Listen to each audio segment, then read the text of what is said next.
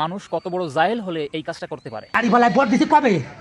Vote দেওয়ার পরে আমাকে হরি বলে কারা মারামারি এসেছে, আমি কথা তা জানি না, বুঝছো?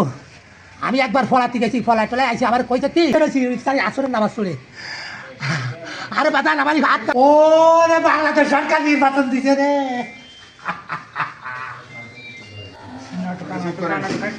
আমার সুদারে আমি ইফতারি করে 10 মিনিট আগে আমি কইয়া আইসা আমাদের যেটা ইরা ও বাবা আমি কাছে ফিট আসবে ও নয়ন নাম তাই কইয়া রড দিয়ে পাইপ দিয়ে আমার কাছে আমার মারিস না, তাই কইয়া এইভাবে রড দিয়ে বড় দিছে। আর আমার সামনে কাল তো রোজা তাদের মাঠে গাবড়া আমাদের সব এই অন্যায়, এই অবিচার আল্লাহ পাক সহ্য করবে না। একজন রোজাদারের গায়ে উপর হাত দিচ্ছেন, তাতে সেবার মুরব্বী, সে তার পছন্দের মানুষকে ভোট দিয়েছে, সেটা তার ব্যক্তিগত অধিকার।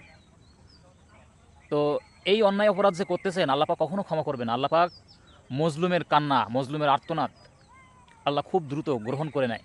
আর জালিমদেরকে, শুধুমাত্র মজলুমদের কান্নার কারণেই জালিমদের পতন হয়। তা জালিম হবেন না, জালিম হবেন না।